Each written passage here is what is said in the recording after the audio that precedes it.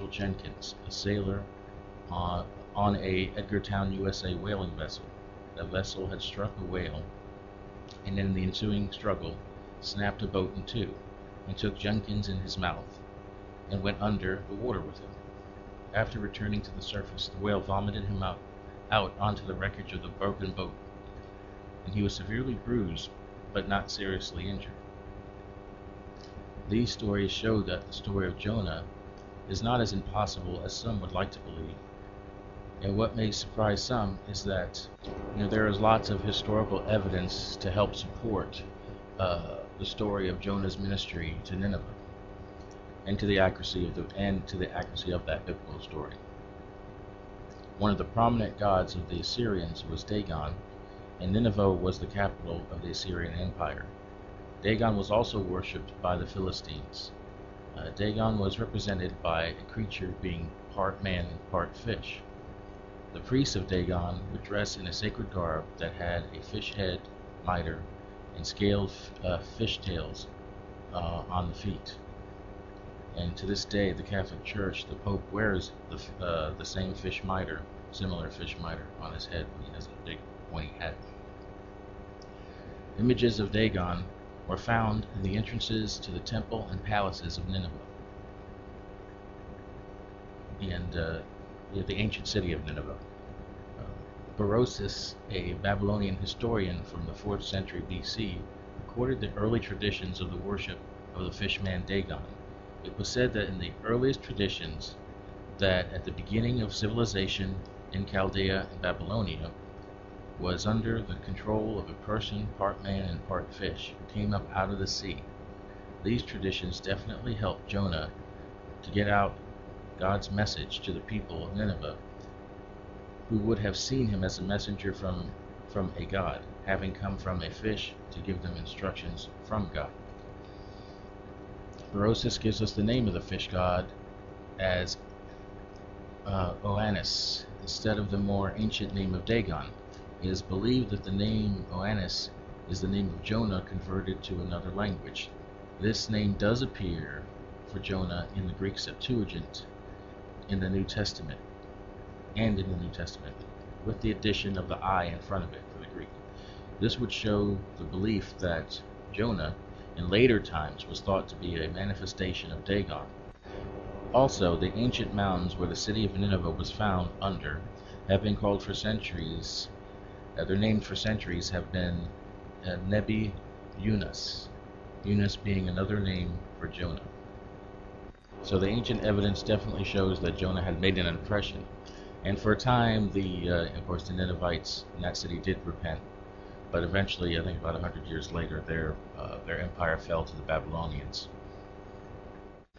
Our next story comes from an email I received from a listener of the show.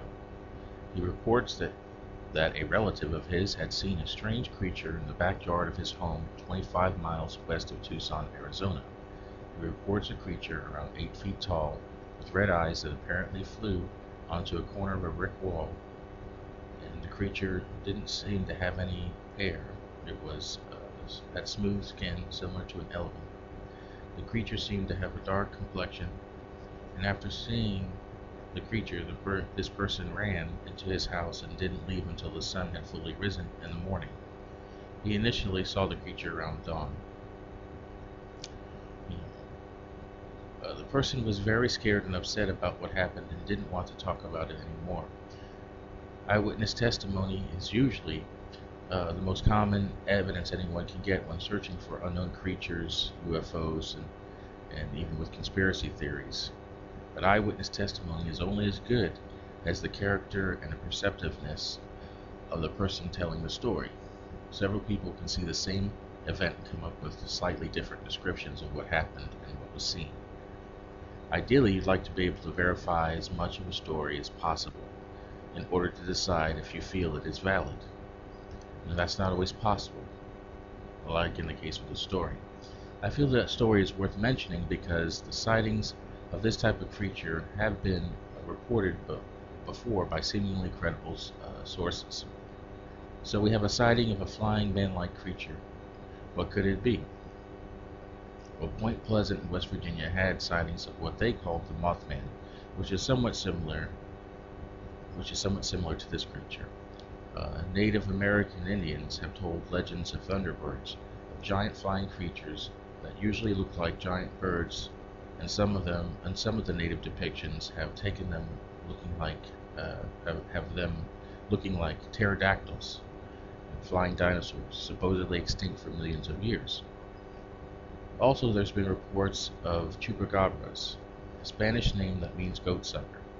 The sightings of these creatures started around 1995 in Puerto Rico and in around the town of Carnovanes. Something was killing domestic animals such as goats, chickens, and cattle, and leaving no trace of blood in the bodies, and usually 2 puncture marks on the carcass. A woman saw one attacking an animal and described it as resembling a kangaroo with fangs and red eyes. Another witness, Miguel Negron, reported the creature to be about 4 feet high, having dinosaur skin, bright red eyes, and the eyes were the size of chicken eggs, long fangs and horns on the back of its head that went up and down the back of the creature. Over the years, bloodless animals with puncture marks on them were reported not only in Puerto Rico, but Miami, South America, Texas, California, and Tucson, Arizona. In Tucson, Billy Nubian saw one attack 2 of his goats. He reported it as a huge, shrieking rat-like creature. Like Bigfoot, chupacabras have sometimes been associated with UFOs and also the idea of a government project. From the ancient Sumerians, we have a representation of a god who resembles the description of this flying man-like creature. Pazuzu was the king of the demons of the wind. He's depicted as being a combination of human and animal parts. Body of a man, the head either of a dog, a lion, or an eagle, and taloned feet, 2 pairs of wings, and a scorpion's tail. In the movie The Exorcist, they showed a statue of Pazuzu, and they used this demon for the demon that possessed the girl in the movie. So whether it's demonic or natural, there are things out there that can create a mysterious encounter. The devil who deceived them was thrown into the lake of fire and sulfur where the beast and the false prophet are, and they will be tormented day and night forever and ever. I also saw the holy city, New Jerusalem, coming down out of heaven from God, prepared like a bride adorned for her husband. Then I heard a loud voice from the throne. Look, God's dwelling is with men, and he will live with them.